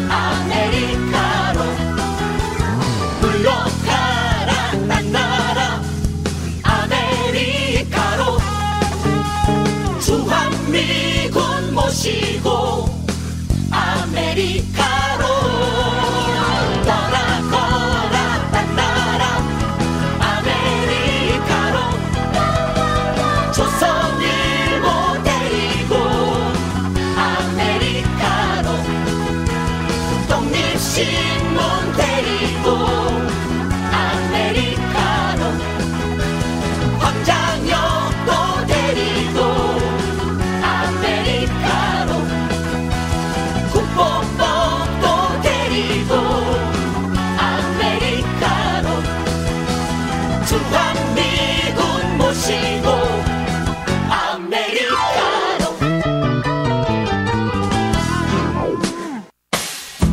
김용민 브리핑과 함께한 시간 어떠셨어요?